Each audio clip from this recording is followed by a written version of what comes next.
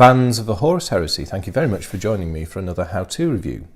In this review, I'm going to take you through a few techniques and just show you a demo of a few different processes around parts preparation for a Forge World kit. So I'm going to use a Mark 1C Deimos Rhino for this. This follows on from my previous video where I showed you about cleaning parts. Again, this is a response to a commenter request by Egologis, so I hope you continue to find this interesting.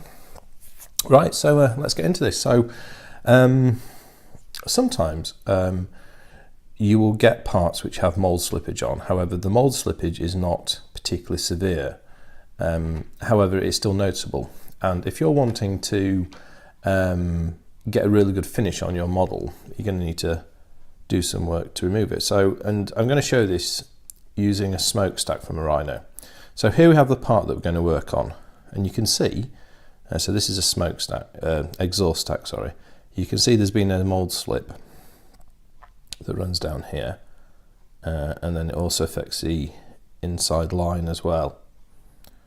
So what's happened is this mould has become slightly displaced around here, going up here. So yeah, I mean, particularly, if you're doing any sort of highlighting techniques, particularly dry brushing, for example, any sort of washing, this is going to show up in your final model, and it's not supposed to be there. And what it should look like is this. Now here is exhaust stack, also from the same sprue, which these come in pairs, and it had exactly the same mould slippage as the other one. However, I've already cleaned this up. And you can see that, you know, there's a little bit of resin dust to clean up there, but you can see it's smooth now, and there's no real mould line to see. So yeah, let's just go through doing that. And yeah, this is the first of three things. The first thing is removing mould lines. So the second part of this video will be filling air bubble voids. And just look at general filling elements, and the third will be around interfacing resin to plastic components and some of the work that you may need to do around that. Right, so what tools have I got here? So the first thing is a scalpel with a sharp blade or equivalent craft knife. This has got a brand new blade on, so lovely and sharp. Some form of brush. This is to remove resin dust as you work. Oops, a flying file, no. Some sort of needle file. This is I've got a number of these, but this is the one I use most often. It has a flat face. I can get a nose on you. You might see that, yeah. It's probably not going to work very well with the camera, but it's got a flat underside and then a curved upper side. And I use this file probably 95% of the time when I need a needle file. Well, that's a razor saw. We don't need that, although I did need the razor saw to remove these guys from the key originally. So what I'm going to do is I'm going to start off by using the scalpel to cut down this bit here. Well, we will do if we achieve focus. There we go. So a note on technique here now. If you watch some videos, and for example, Forge World's working with resin video, they always talk about, always cut away from yourself with a craft knife. That's not always cut away from yourself with a craft knife. That is not a technique I subscribe to, unless I'm making strong downward cuts onto a mat or a board. I don't always cut away from myself because it's quite simple, really. It's a lack of control, and if you're going to be effective, for me, to be effective with a scalpel blade, I need to be working more like this. So yeah, you know, and also I never like the idea of not sort of having the responsibility of thinking where my knife blade's going. At least if my knife blade's coming towards me, I have to be careful and cautious with how I use it. So what I'm doing now is I'm just using the knife to in effect scrape down that mould slip line. So I'm not actually cutting, but I'm scraping. I'm scraping the excess resin away. Now, because this is in effect a pipe or a tube, I'm going to have to sort of remove some material around to this side to restore an even shape. So there you go. So this is why I have a brush, because you will get a lot of resin bits everywhere as you work, and you'll need to be able to remove these. So straight away we're looking better here. We'll do a little bit of fine work at this end of it.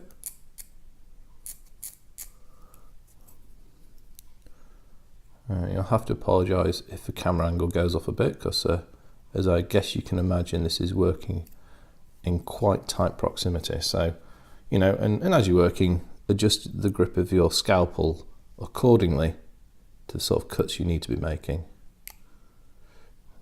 Cut a little bit off in the inside here.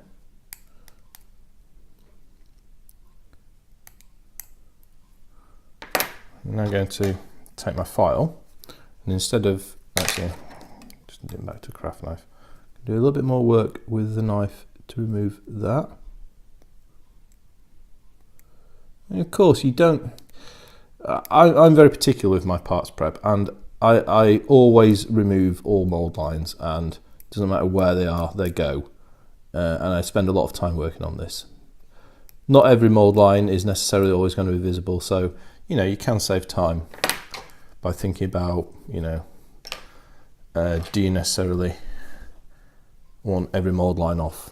So yeah, just something to bear in mind. Right, now I've got my file, and I'm going to kind of use that to, instead of using the knife, which isn't particularly useful in this tight, cramped area, I'm going to sort of file down the mould ridge inside here. And this is a technique you could use on any similar narrowly constrained area. Again, we'll remove the resin dust. Let's have a look at that. That's not bad. A little bit more. I might just nip back to the knife here. Sorry about the focus keeps slipping. I'll do my best to maintain the focus.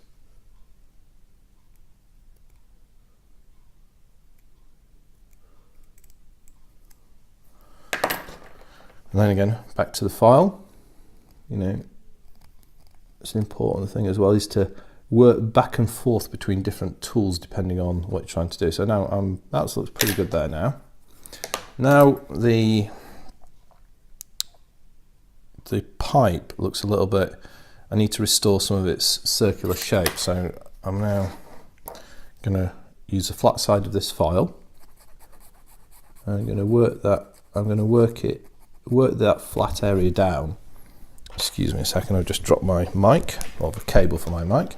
There you go, retrieve that. I'm going to work that flat area down by carrying it across the surface of the pipe. And that's just kind of like blending that relief in, so it's not just all on one ridge.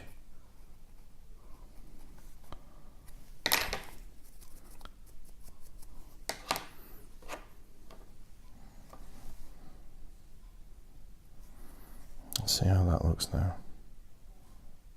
A bit more to do. These, I think it's safe to say that these parts are probably at the limit of what I would consider acceptable for fixing mould lines.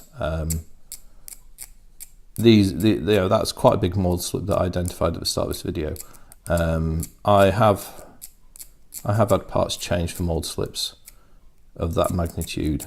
However, I thought this would be a little demo just to show that how you can recover a fairly substantial mould slip.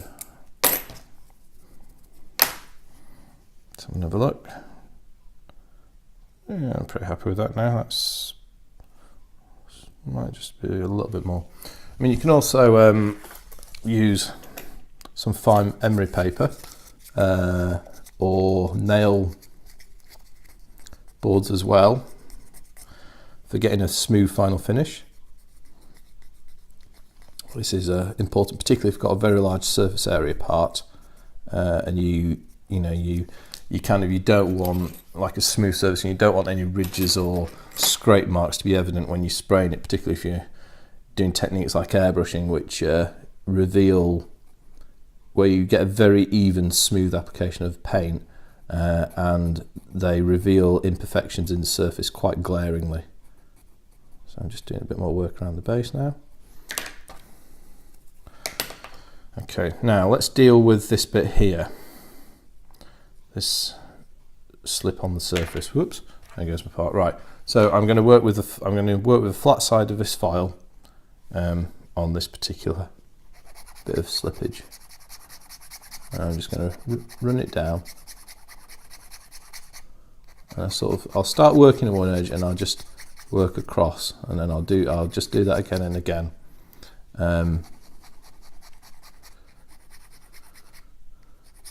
again, I'm having to blend the relief difference into the part,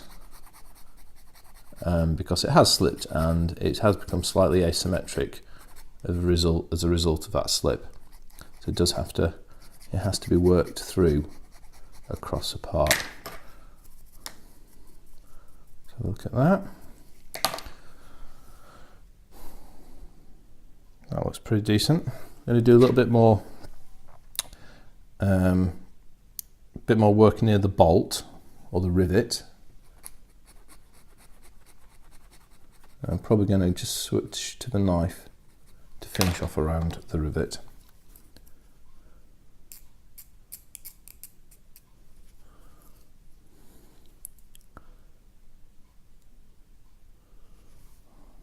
So, oops, sorry, sorry about that. We just kind of went off camera a bit there.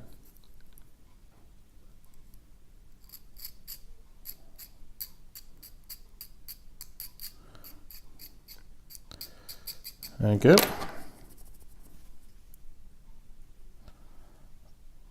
That's looking decent. Right, so you've got a little bit of a ridge there, so I'm going to work that with, I'm going to work the initial mould line again with the file some more. As I'm filing here, I'm not applying a great deal of pressure. I'm doing this quite gently, and there's absolutely, it's better to gradually work these mould lines down on where, because I'm working across the detail, and I've got these cooling voids or gaps in the shell. I don't want to damage that detail. So yeah, as they say, as my guides told me when I climbed Mount Kilimanjaro in Tanzania, poli poli, slowly slowly, there's no need to rush it. Interesting that high altitude walking techniques can be applied to resin model preparation, I think.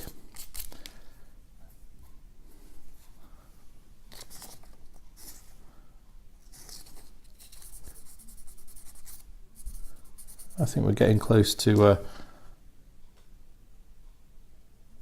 point where I'm happy with this part. Now I need to do, there's a bit of a little bit of a gap there. That's going to have to be fixed with milliput once this part's attached, so we're going to ignore that for now. I'm just going to work over this end a touch.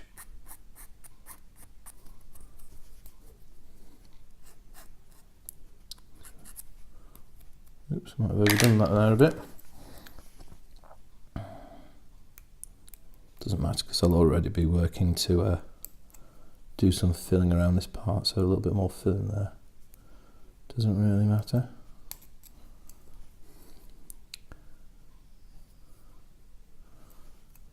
Right, let's look on the inside a little bit.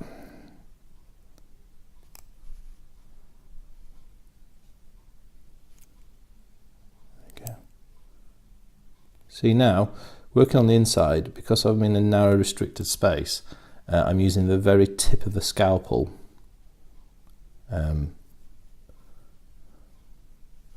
Using the very tip of the scalpel to work this bit. Again, it's all about working with the right tools for the particular material and location type and the space available.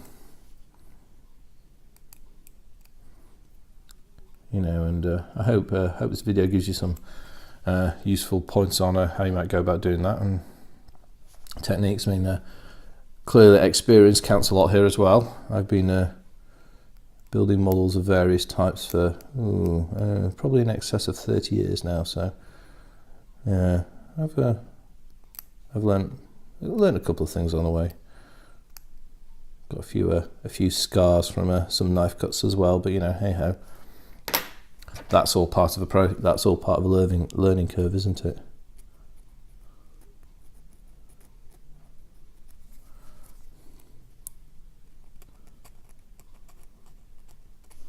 Right, I think I'm going to draw this to a close.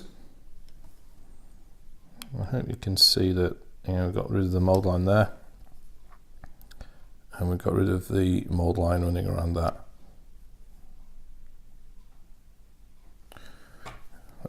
Let's just do a little comparison against the one I showed you initially. That's good. Maybe a little bit. I'm going to have one more go at that there, so still, I think there might still be a little bit of relief left.